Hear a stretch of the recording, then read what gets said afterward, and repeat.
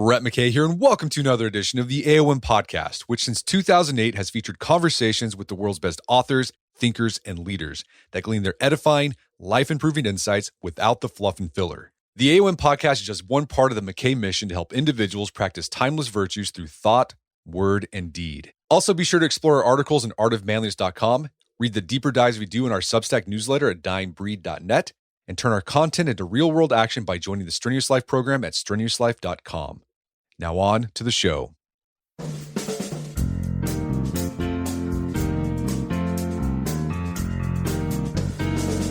When we fail to make desired progress in life, most of us put the blame on physical and environmental limits. But my guest says that what's really holding people back is what's in their heads. Nir Eyal is the author of Beyond Belief, the science-backed way to stop limiting yourself and achieve breakthrough results.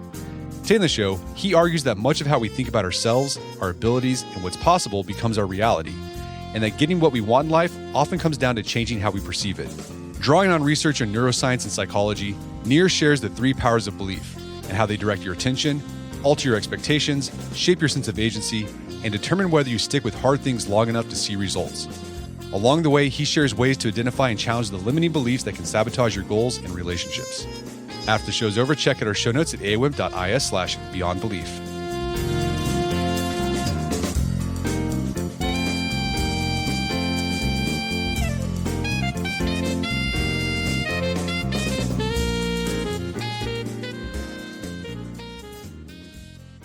All right, Nir Eyal, welcome back to the show.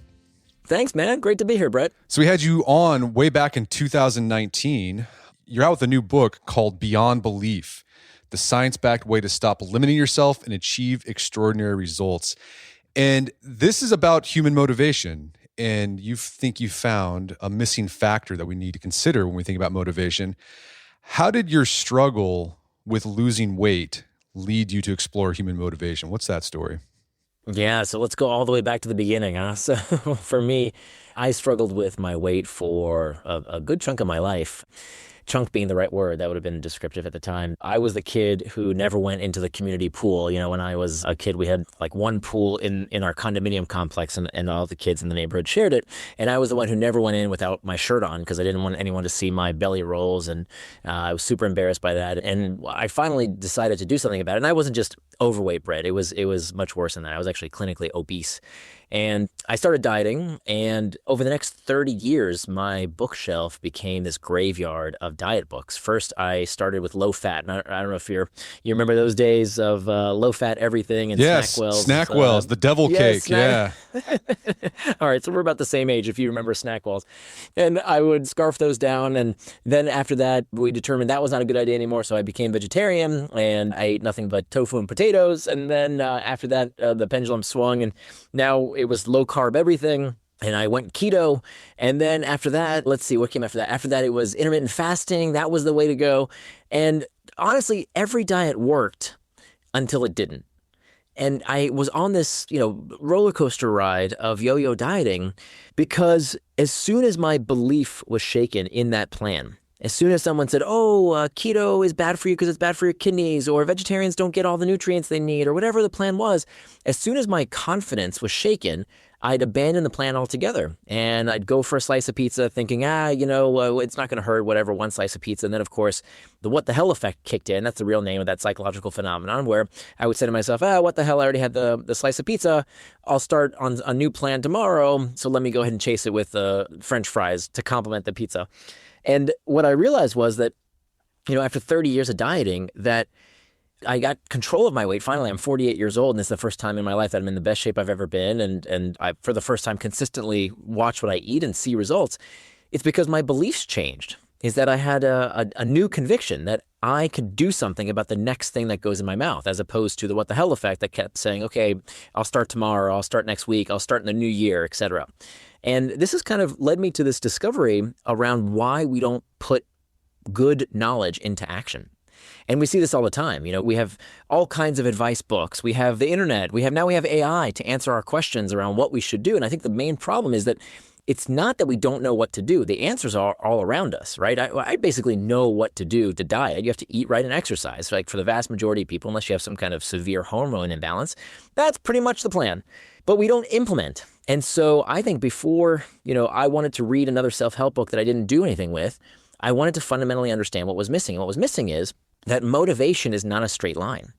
We tend to think of motivation as if I want the outcome, if I want the benefit, I have to do the behavior, right? It's kind of a straight line. Do the behavior, get the benefit. But there's definitely something missing here because I can want the benefit and I can even know what to do, what behavior to do. But if I don't have the beliefs in place to support what I call this motivation triangle of on one side is the benefit, one side is the behavior. At the base of that triangle is the belief. For example, if I don't believe that my boss has my best interest and is going to give me that promotion, for example, if I don't believe in my own ability to do the behavior and that the behavior will reach those outcomes, then the behavior triangle falls apart because the beliefs aren't there. And I think that was what was missing for me and I think for millions of other people who basically know what to do and yet we don't implement what we know is good for us. And I think that is the reason that we miss out on these powers of belief. That's interesting because I can see that in my own life. So I've had instances with my physical practice of weightlifting where I get injured, a tendon injury, and I'll go to the physical therapist and they'll recommend, okay, you need to do this stuff for rehab. And I do it and I'm like, I'm not seeing anything. This seems so piddly. Like, why am I doing these little dumb stretches? And I stop believing. I'm like, this is not going to work. And then I stop doing the thing and then I don't get better. And then finally I have to go back to my physical therapist and he has to tell me, look, I know it doesn't seem like it's working in the short term, but I promise you, if you keep doing it, it will work. And once I believe him, like, okay, I'm going to trust this guy. I'm going to do the thing. And then the rehab works. It might take a while, but it does work. Mm-hmm. Bingo. You really hit the nail on the head here because what you've identified is the key determining factor between who reaches their goals and who doesn't. If you look at, okay, why do people not reach their goals? The number one reason is not that they don't know what to do. It's not a lack of resources. It's not bad timing. The number one reason people don't achieve their goals is that they don't persist. How obvious is that? We quit. That's why we don't achieve our goals. Why do we quit? Even though we know it's good for us, even though we know what to do, why don't we do it? And the reason is that there's a fundamental lack of belief. And so if you don't know how to use these powers of belief, what I call the first power of belief is attention, the power to change what you see, power of anticipation, the power to change what you feel, and then the third power, the power of agency, the power to change what you do. If you don't harness those beliefs and realize how powerful they are, how essential they are to get you where you want to go, you're going to quit. And that's what I did year after year, goal after goal. Not that quitting is always bad. I'm not anti-quitting. Lord knows I've quit diets, I've quit book projects, I've quit businesses, I've quit relationships. It's not that quitting is necessarily the wrong thing. It's that quitting too soon is a problem. That's terrible. When you know persistence could have made a difference and you quit and now you regret looking back and saying, oh man, if I just had persisted a little bit longer, I would have had all these benefits. That's when we are destroying human capital. And that's really what I'm fighting against. Okay, so you have this motivational triangle. Benefit, behavior, and belief is the foundation of that triangle. How are you defining belief? Like, how is belief different from fact and faith? Great question. So a fact is an objective truth. It is something that is true whether you believe in it or not. So the world is more round than it is flat. That's an objective truth. It doesn't care what you think. Sorry, flat earthers. It's a fact. Faith is the other end of the spectrum. Faith is a strongly held conviction that does not require evidence. So what happens to you in the afterlife? No evidence is required. God rewards the righteous. If that's something that you have faith in, no evidence is required. That is an element of faith. Now, a belief is something different. A belief is something in between a fact and faith. It is a strongly held conviction, open to revision based on new evidence. A strongly held conviction, open to revision based on new evidence. And so the big aha, the thing that blew my mind doing this research was that beliefs, unlike facts or faith, beliefs are tools, not truths. I'm going to say it one more time. Beliefs are tools, not truths. So many of our problems, our interpersonal problems, our personal issues, our geopolitical issues as well, it goes all the way up there, are caused because far too many people think that the things that they think are facts are nothing more than beliefs. And we are bound by these beliefs that we refuse to look at, that we refuse to consider, thinking that they are facts. And we put ultimate faith in many of these things, unfortunately, sometimes, while we restrict ourselves to have the freedom to take out these tools, look at them, assess them, and say, hey, are these helping me or are they hurting me? So for example, it's like a carpenter. Would a carpenter say, oh, this hammer is the one and only ultimate hammer? No, a carpenter says, okay, sometimes the right tool for the job is a screwdriver, sometimes it's a saw, sometimes it's a hammer, but not always. And so what I've learned is that being able to look at those beliefs critically and understand which ones serve me and which one hurts me is a life-changing practice. It absolutely has changed my business. It has changed my relationships. It has changed my physical fitness, certainly.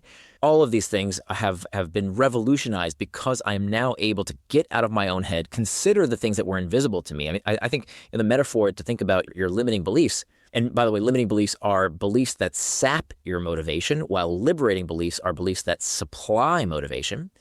And the best way to think about these limiting beliefs is that they're like your face. You carry around your face all day long. You know other people see your face, but you can't see your own face. Unless you look in a mirror, you can't see your own face.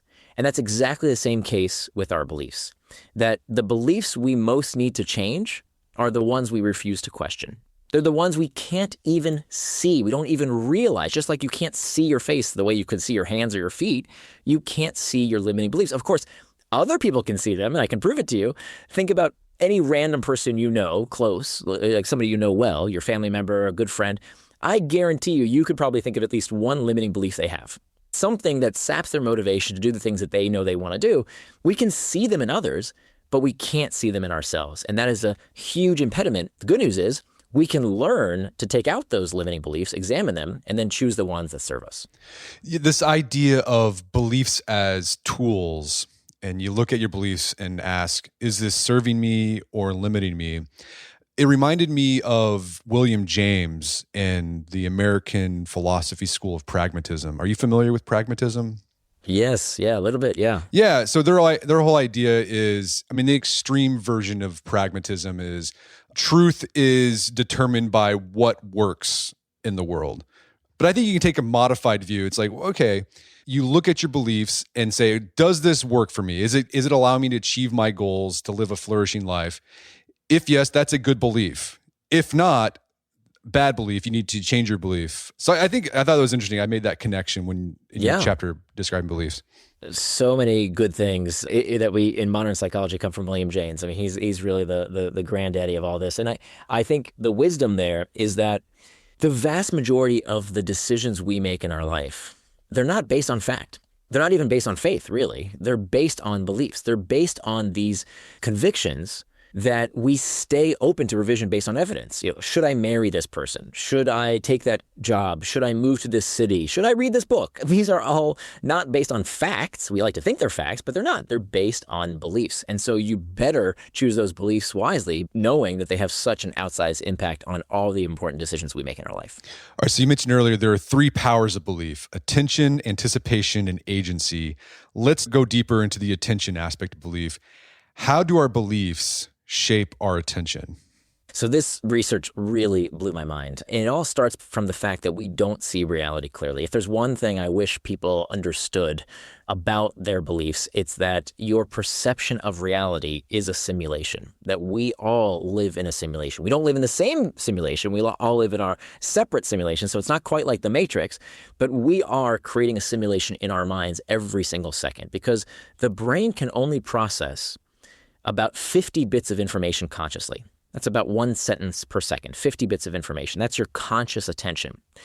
However, your brain is it's absorbing about 11 million bits of information per second. So 11 million bits versus 50 bits of information. So you're only consciously processing 0.000045% of the information entering your brain. What kind of information is not being processed, at least not consciously? The sound of my voice right now compared to the hum of the room, or the light entering your retinas, or the temperature on your skin.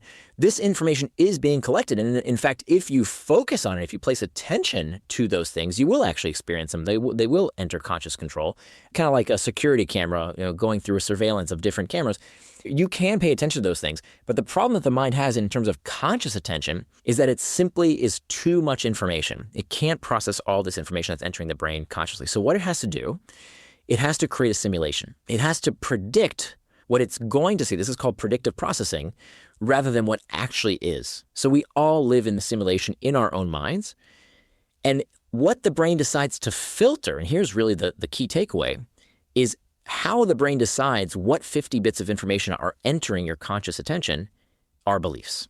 Your past experiences, what we call priors, these lenses with which we see the world, that determines your conscious attention, all determining this power of beliefs of attention, which means that two people can see the exact same thing, literally the exact same thing in front of them, and come up with completely different explanations as to why they're seeing. For example, there's an optical illusion. It's not really an illusion. It's just an image called the Coffer illusion. And I can show this image to one person, and based on where they grew up, they will see rectangles. I can show the exact same image, the same exact image to someone else, and they'll see circles. Okay. We know that people who are on a diet see food as larger.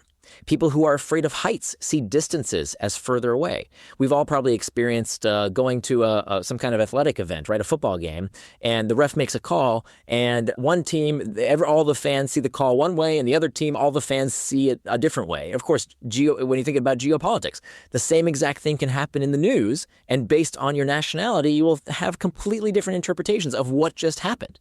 So this goes on and on and on. I mean, interpersonal. There was an instance a few weeks ago where I came home and I wanted to have a glass of water, and my wife saw that I was looking for a glass of water, and she said something like, "All the glasses are in the sink." And I immediately felt judged, like she was saying something as if I was supposed to have washed all the dishes. But really, she was just saying a statement of fact. But I heard it differently. I experienced that I perceived what just happened completely differently than how she did. She was just saying a fact, and I was seeing it as being judged. So this goes on and on and on. So what we pay attention to, what we believe is happening, literally can change what we see. And so unless we gain power over that, we are essentially blinded to what is actually happening. We're blinded to reality. All right, so seeing isn't believing, believing is seeing. That's exactly right. That's perfectly said, or at least as much. We like to say that I'll believe it when I see it, but really just the opposite is also true, that you'll see it when you believe it. How can our faulty beliefs limit ourselves and create problems for ourselves that don't really exist or may not exist? All the time. We have extensive research around how people see problems that aren't there. There's some beautiful classic studies. So, for example, they showed people angry faces, a series of angry faces mixed with neutral faces, real images of people. And all you had to do was click a button every time you saw an angry face. And in this experiment, they showed, it would be angry face, neutral face, neutral face, neutral face, angry face, right? So it's some kind of random appearing order. What the participants didn't know is that they actually reduced the number of angry faces over time. And yet, people saw a consistent number of angry faces in this study because they started creating a reality that wasn't really there. They literally saw things differently. And we've seen this repeated time and time again. We want to replicate these studies. We see this when we show people different colors. So based on what they expect to see, they saw a circle that was more purple or more blue because they were different gradients based on what they expected. I'll give you another wonderful example that demonstrates this. There was a study done at Dartmouth where they took women and they told them, we are going to do a study on how people treat those with facial disfigurements. And so they created this very realistic looking scar on these women. And they got them all ready, and they said, okay, you see this scar? They showed him in the mirror. Here's the scar we put on you. Now we're going to put you into a room with a study participant, and we want you to observe how you are treated. Okay, note how you are treated because of this scar. But wait. Before you go to do this, can you just sit back here for just a quick second? We just want to touch up the scar. And what they didn't know was that the study was on them, was on these women with the scar, not the people they were talking to, because in that instant, they actually removed the scar without the participant knowing. They didn't show them what their face actually looked like in the mirror. So these women went into a conversation with someone they thought they were observing how that person would behave based on their scar that did not exist. There was no scar in their face. And what many of these women reported was what they expected to find. They saw reality differently. They reported that they were discriminated, that people looked at them funny, that some people couldn't stand looking at their scar and looked away and fidgeted and did all these things that made them feel very uncomfortable because of this scar that didn't exist. And so in many ways, we see what we believe we will see. We experience reality in a way that we expect based on what we pay attention to. So many of us, unfortunately, create problems that don't even exist. I'm sure people experience this on a personal level. I know public speaking is, the biggest fear for a lot of people. And I think what happens is you get really self-conscious about something, about the way you speak or the way you look. And so you go into the event thinking, oh my gosh, people are going to be paying attention to my stutter or how I say a lot. And then you're looking out in the audience, and because you have that belief, like I am a bad public speaker, you think, oh, that person smiled because they're laughing at me. Or that person fell asleep because they're bored, because I'm boring. And usually it's not that. People aren't really paying attention to those things. In fact, I think studies have shown people in audiences, they're actually rooting for the public speaker. They want you to succeed. All the time. That's so true. And that's so true. But we have this limiting belief like, oh, these people want to see me fail and they're going to pay attention to my weaknesses. But like, that's not happening. No, not at all. I mean, one of the first rules I learned about public speaking, which I do quite a lot now, is never apologize to an audience. Most people, they get up on stage, oh, I'm sorry, I have trouble preparing this presentation. I'm sorry. And that's not what people want, because people want to cheer for you. You're exactly right. And in fact, what's so important about this, even if an audience doesn't like you, I don't know why, right? Like, let's say you're delivering bad news and you think, oh, people are going to hate this message. What the research shows, and this is really the takeaway of the book, beliefs are tools, not truths. Even if that is true, let's say that's true, and it's a belief, we don't really know, right? Does that mean everybody in the room is not cheering for you? No, you don't have that kind of evidence. That's not a fact. But let's say you have this hunch. It serves you to choose the opposite. It serves you to use these beliefs as tools, not truths, and believe everybody in this audience wants me to succeed. Because how much better will you perform will change in how you perceive reality and therefore how you act when you believe what serves you. So for example, if you're running a marathon, is it true that you may not finish? Yeah, that's true. A lot of people don't finish marathons, right? So thinking to yourself, I can't do this, you're guaranteed not to finish the marathon, as opposed to, I can do this, you're going to persist. So that's a perfect example of a limiting belief versus a liberating belief. A limiting belief is the one that saps your motivation, whereas a liberating belief is one that gives you more motivation, enhances your performance, helps you persist longer, and of course, eventually accomplish that goal. We're going to take a quick break for a word from our sponsors. And now back to the show. So something that can amplify these limiting beliefs that will change what we pay attention to and kind of create this vicious cycle of poorer performance is rumination. For those who don't know what rumination is, what is it? And then how does that just entrench ourselves more in limiting beliefs? Yeah, so rumination is when we have an intense focus on some type of past event that we keep thinking about again and again and again. It comes from how a cow chews its cud, just keep chewing and ruminating and chewing and chewing.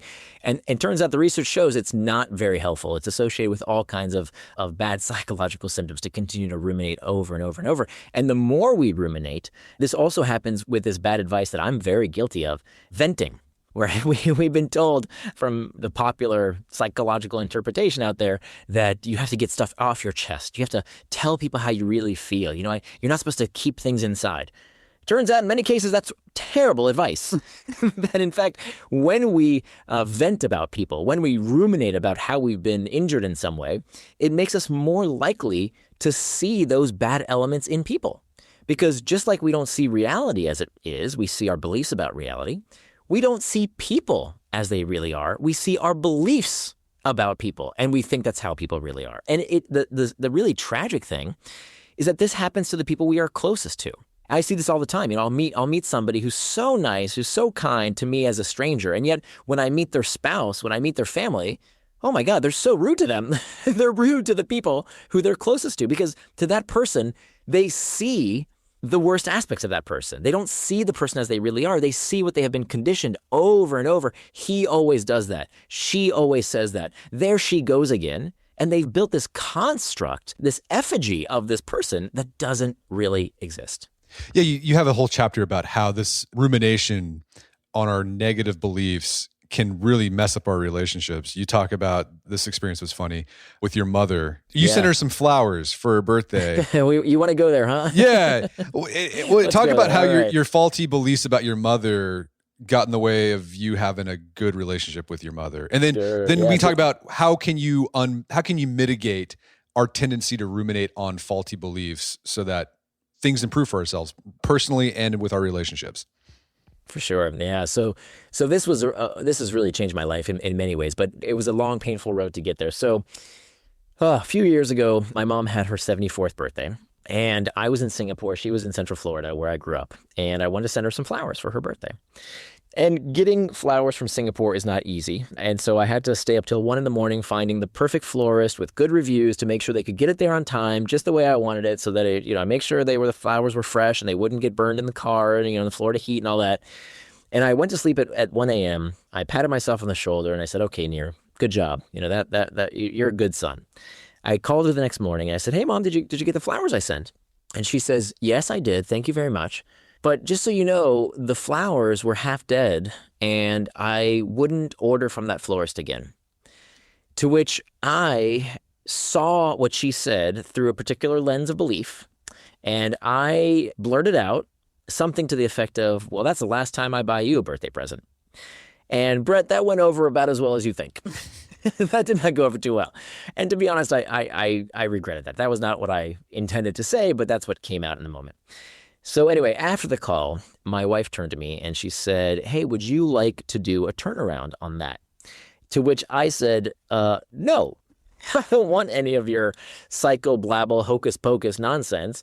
I want to vent. I want to tell you how my mom was rude and wrong and how I was right. And yes, maybe I didn't say the exact right thing, but can you blame me? I mean, come on, Brett. You heard what I just said. Like, what mom tells their son that the birthday present they just sent didn't meet expectations, right? Clearly, my mom was being too judgmental and hard to please, right?" So I sat down with that for a minute. I didn't vent because I'd done the research on how venting is not actually all that helpful.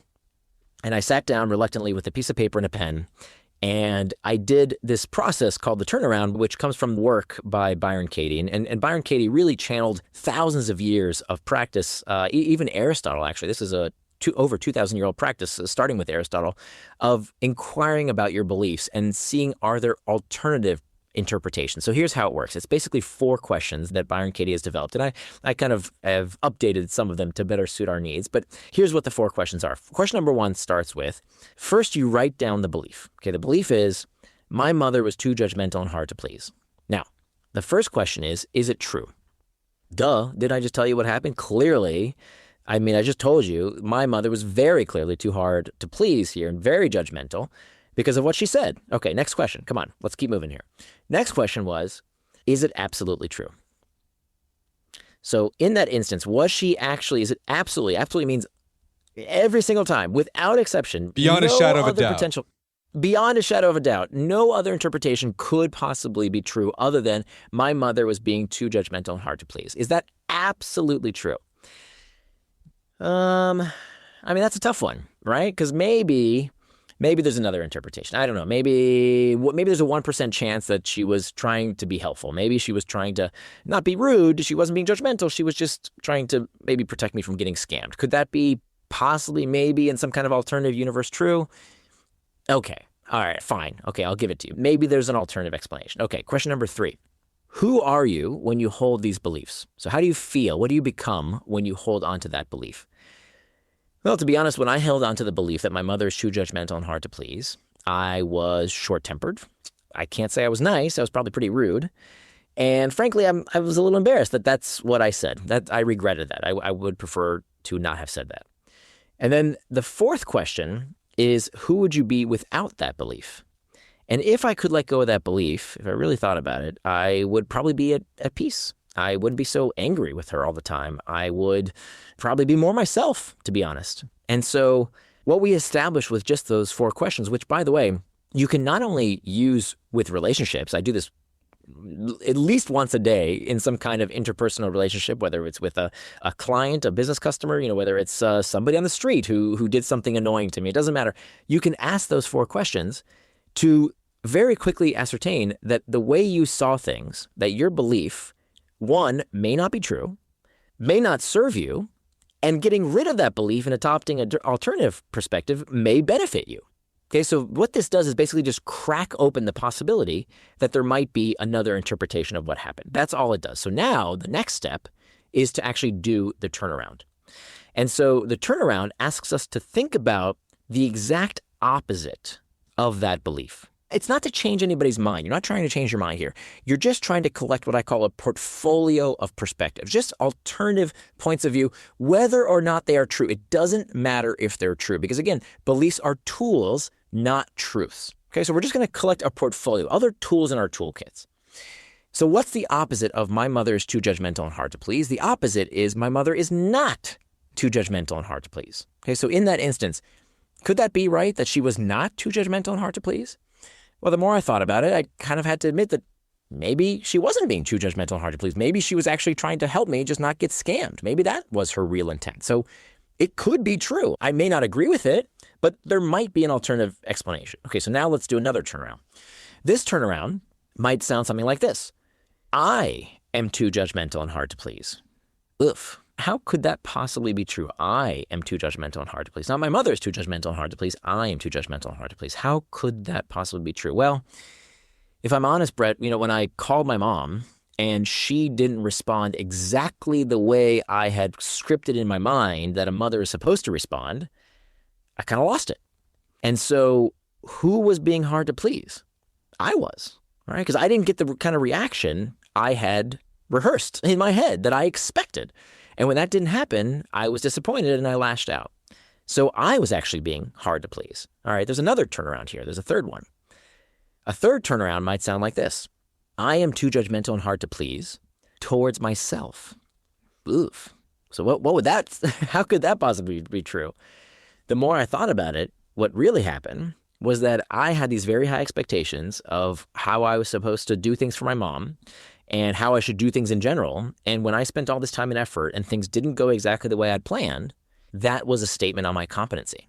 That was a sign that I was not doing a good job at this thing, that somehow I was lesser because I had screwed up. And so what really I learned was that I had these unrealistic, it wasn't my fault that the flowers didn't appear exactly as I'd wanted. And that doesn't mean I'm a bad person. It just means sometimes stuff happens. It didn't have to get worse from there. I didn't have to make all these assumptions, all these beliefs that says that it's called the misattribution of emotion, that I was feeling crappy about myself, about something that had happened. And then I had attributed that crappy feeling with the thing that was right in front of me, my mom. And so through my lens of belief, I had misattributed how I was feeling and placed blame on her, which did not help the relationship at all. Now I have 4 beliefs, not just one.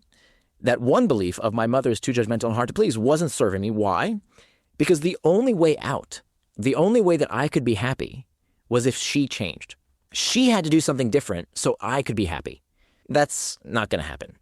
The other perspectives now gave me freedom. Now I could stay on my side of the net. Now I could do something to interpret that situation differently so that it served me rather than hurt me. Even if it wasn't true. Even if it wasn't true, it doesn't actually matter. What matters is, does it serve me better?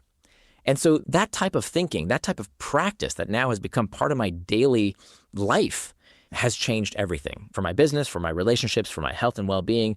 That type of turnaround again and again has absolutely brought so much peace, joy, happiness to my life in a way that I never thought possible. Yeah, so what these questions do, it gives you a portfolio of perspectives to choose from. And you'd be like, well, that one's probably better in this situation. I'm going to go with that one. Mm-hmm, mm-hmm. Yeah. And again, the beliefs we most need to change are the ones we refuse to question.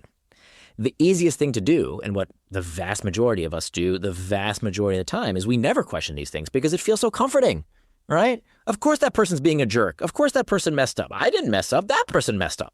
But of course, it's our problem. It's in our head. It's causing us suffering needlessly. So what I constantly do is to question whether the suffering is needed. And this goes super, super deep. We think about emotional suffering, but it doesn't stop there. I mean, we have incredible research around how this affects your perception of pain, of physical pain. For the research for this book, I documented these cases of hypnosedation, which is where patients will go under the knife. They will have full-fledged surgery. There's this gentleman that I followed who I saw the entire recording of his surgery, where this guy by the name of Daniel Gisler, 54 years old, I think he was. He had this freak accident. He broke his fibia and his tibia. He had to get metal screws put into his leg. And then a few years later, he had to have them removed. And in that time, he learned this practice of hypnosedation. And he started practicing by just watching a few YouTube videos. And then he, started practicing by having this clamp on his hand to test his pain tolerance. And he progressed over time to be able to have these screws wrenched out of his bone, scalpel cutting into flesh with zero anesthesia. Not even local anesthesia, nothing, no general, no topical, nothing. For 55 minutes, he went under the knife and he didn't as much flinch. And not only does he report that he didn't experience the kind of pain that you and I would expect him to experience, we know his vitals never spiked. His heart rate never went up. His blood pressure never went up. All the things you would expect to happen when there's extreme stress didn't occur. Now, why do I tell this story? Like, why is this research so important? Because if our beliefs can tune out the suffering through the power of attention, can tune out the suffering of surgery without anesthesia, well, then certainly we can learn from that. Certainly when I have this interaction with my mom, I can also choose, wait a minute, is this suffering necessary? Is this something I actually need to suffer from? Or is there another belief that can allow me to not have to suffer through this? All right, so that's the belief power of attention. What you believe will determine what you pay attention to. And so we want to make sure we choose our beliefs carefully because it will frame how we interact with the world, whether in a useful or a not useful way. You talk about the belief power of anticipation. What do you mean by that? So anticipating what we think is going to happen next. So if the power of belief of attention is about what is happening right now, what we see in reality, anticipation is what we expect to happen. It's about our internal states. So seeing is about what's on the outside. Anticipation, what we feel, is on the inside. And it turns out that people think that what they are feeling is the truth. I feel the way I feel. I am what I am, right? No more damaging words have ever been uttered than I am what I am, right? And we hear it all the time. That's just the kind of person I am. That's my personality. That's my identity. That's who I am. And of course, that has all kinds of terrible consequences as well, because again, that can be a very limiting belief. I'm not a morning person. I'm a Sagittarius. I have a short attention span. The list goes on and on and on. I'm an introvert. I hear that one a lot. I'm an introvert. Yeah. Exactly. And now we see actually all kinds of labels. This is actually bleeding into the third power belief around agency. All these labels that can become our limits, that when we think we are a certain type of person, or now, unfortunately, a certain type of diagnosis, oh boy, that can have all kinds of consequences. But let's get back to that in a minute. Let's talk about the power of anticipation. So this blew my mind when it comes to the physical properties that our beliefs have, how our beliefs can actually become our biology through the power of anticipation. And one of my favorite pieces of research around this has to do with the placebo effects. Placebo effects are freaking mind-blowing, but particularly what I think was a particularly interesting study was how placebo steroids can actually help you put on muscle. Isn't that crazy? Like we think about placebos as, helping you with a headache or maybe with insomnia or anxiety. Placebo steroids, so people who were told, here's a steroid, but in reality it was a placebo, can actually help you put on muscle. How does that happen? How could that possibly be? It's not that the placebo has some kind of magical powers. It's that it directly affects motivation. How? Well, in this study where they gave young men a pill, they told them this is a steroid pill. We want you to follow this workout regimen. And then they had a control group that did not receive the placebo steroid, and they had to follow a similar workout regimen. They wanted to then see who would put on more pounds. Now, the difference was that the people who took the placebo steroid worked a little bit harder. They told them what exercises to do, but they didn't tell them how much to do or how much weight to put on. They just told them work out per this protocol. And so what turned out to happen was that people who were taking the placebo steroids did another rep. They pushed a bit harder. They added a bit more weight. And at the end of the study, they had packed on more pounds of muscle because they believed that they were on this miraculous steroid, which they anticipated would give them more muscle mass. So it's not that placebos are some kind of magic. It's that they can increase the motivation, again, back to persistence, back to what really separates winners and losers and people who achieve their goals and those who don't. It's all about this power of persistence, which was driven from the power of their beliefs. This reminds me of Dumbo's magic feather, right? Remember Dumbo? Yeah, he thought the feather, if he had the feather in his trunk, he was going to fly. And then when he didn't have it, he felt like, oh no, I can't do it. Yeah. But the feather wasn't magic. I mean, you thought it was magic, so you thought you could fly, but you were actually flying. And you did. You could do it all along. Yeah. And you think, okay, this is a Disney movie. Okay, very cute. It is a matter of life and death, Brett. It is literally a matter of life and death. Did you know that people who have positive beliefs about aging, so what does that feel like? So someone who believes aging leads to inevitable decline, okay, that's one potential belief, versus someone who believes something to the effect of, I can grow at any age. Okay, I can grow and adapt at any age versus aging involves inevitable decline. Now, both of those could be true. Both of those could be true. But which one is a limiting belief and which one is a liberating belief? Which one gives you more motivation to go outside and go for a walk as you age? Which one gives you more motivation to join the bowling league? Which one gives you more motivation to garden, to do Tai Chi, to do the kind of stuff that it can extend your lifespan? And so people who have those beliefs, this came out of a study from Becca Levy at Yale, people who have those positive beliefs about aging live 7.5 years longer. 7.5 years longer. To put that in perspective, that is more of an effect than quitting smoking, than eating a healthy diet, or exercise. Okay? Like, doesn't that blow your mind that your beliefs now, again, it's not magic, but your beliefs do change your biology, because when you believe certain things about aging, you behave differently. You're more likely to sustain that motivation and keep going and do the things that make you healthy. So for all the talk we have about quit smoking and eat right and exercise, we should be thinking a lot more about these beliefs because they have such an outsized impact on our lifespan. Well, you talk about in this section about anticipation, this idea of the experience loop. What is that, and how can we use it to supercharge those liberating beliefs and mitigate those limiting beliefs? Mm-hmm. Yeah. So the experience loop goes like this. So first we believe something, then we anticipate what we think is going to happen, then we actually feel it. We have that internal sensation, and then we confirm it.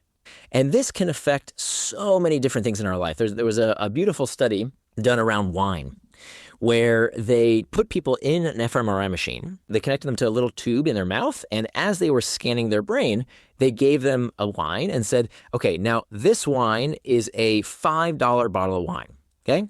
They squirted a little bit of the wine. They said, what do you think of this wine? And people would report, it's all right. It's a little flat, not that much of a finish, whatever. It's okay. And then they looked at the blood flow in their brain as they experienced this wine.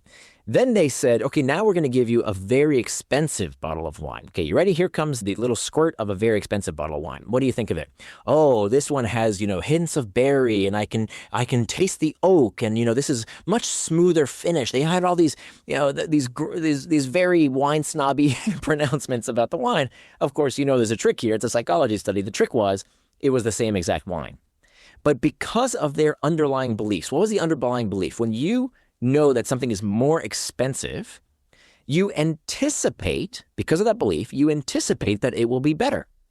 And because you anticipate it's going to be better, you feel it as better. These people, what's so amazing about this study, it wasn't just, a blind taste test and tell us how you feel, right? And we would expect people to say to the scientists, yeah, expensive wine tastes better. No, we could actually see it in their brain. We could see blood flow increase in their reward centers differently when they tasted the wine that they thought was more expensive. So they weren't lying. They actually experienced the wine differently. They felt it differently in their brains. And then finally is the confirmation step. So when you think about wine is a social experience. And many of the things that we do are social experiences where now we confirm, oh, this is a really good wine. Wow. And you tell your friends about it. And you look at Wine Spectator and you look at, So it's not that nobody's lying here. It's not a fraud. It's that our beliefs shape the actual experience itself. I think many people misunderstand what marketing is for.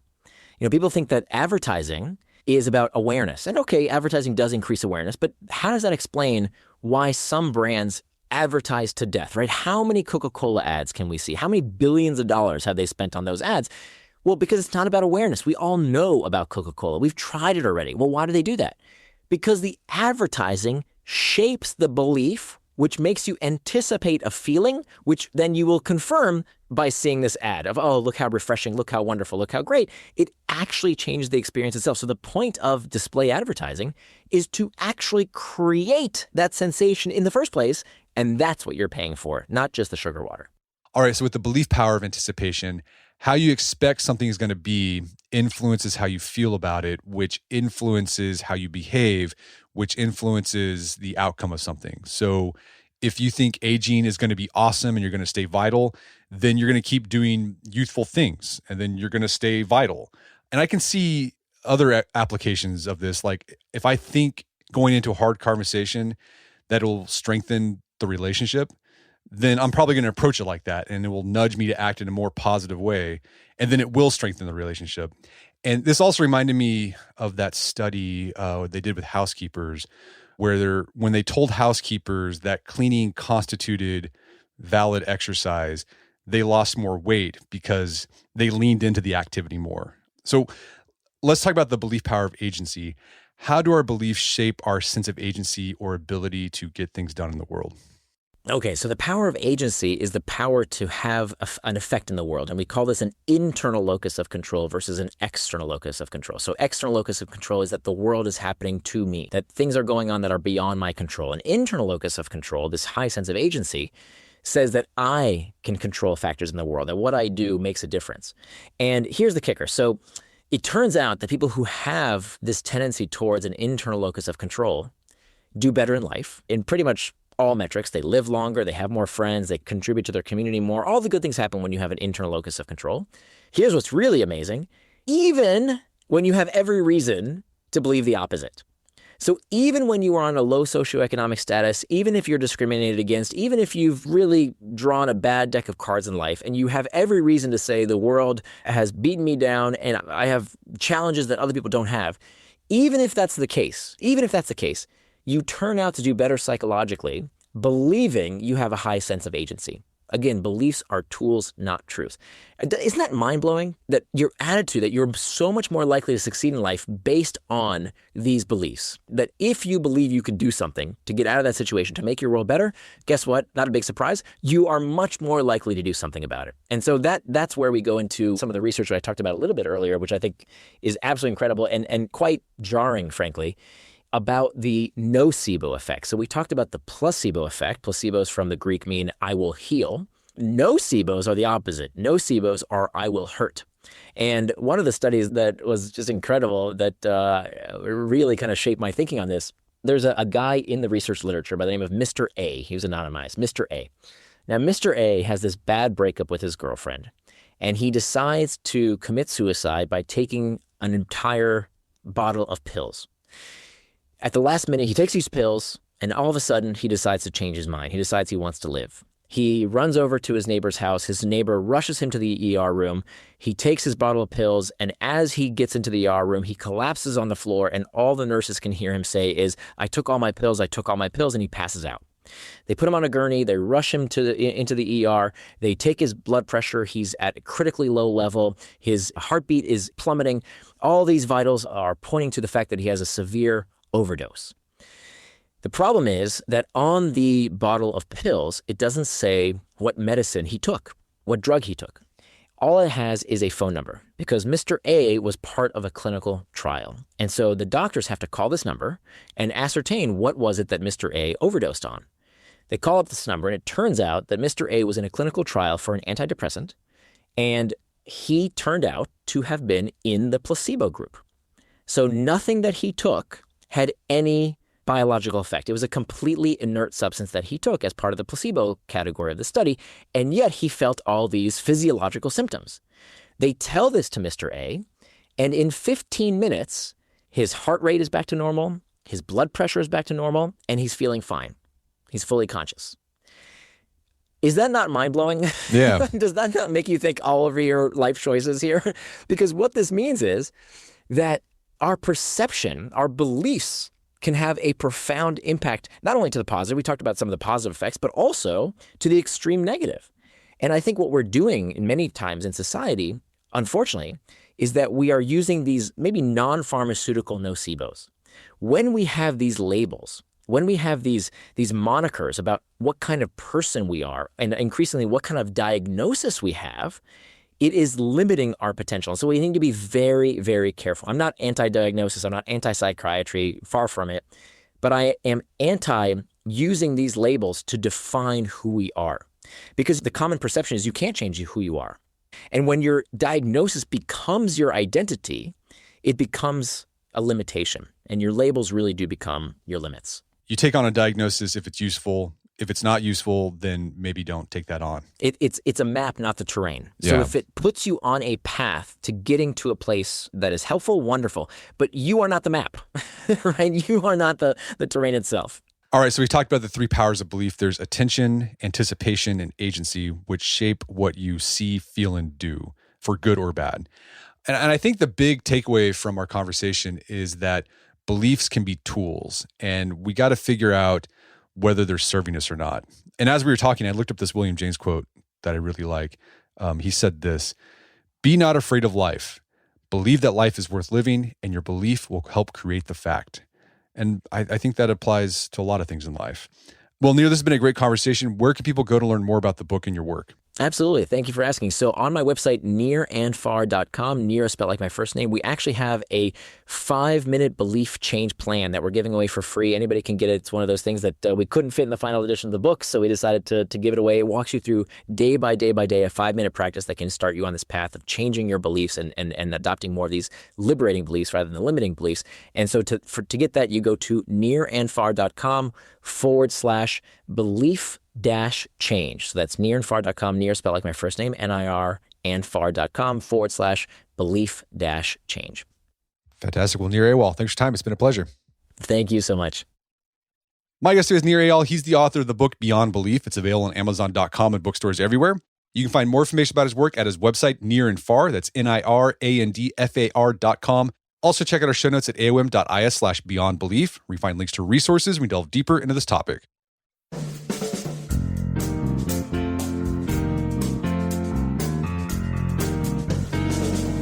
Well, that wraps up another edition of the A1 podcast. If you haven't done so already, I'd appreciate it if you take 1 minute to give us a review on Apple Podcasts or Spotify. It really helps out a lot. And if you've done that already, thank you. Please consider sharing the show with a friend or family member who you think would get something out of it.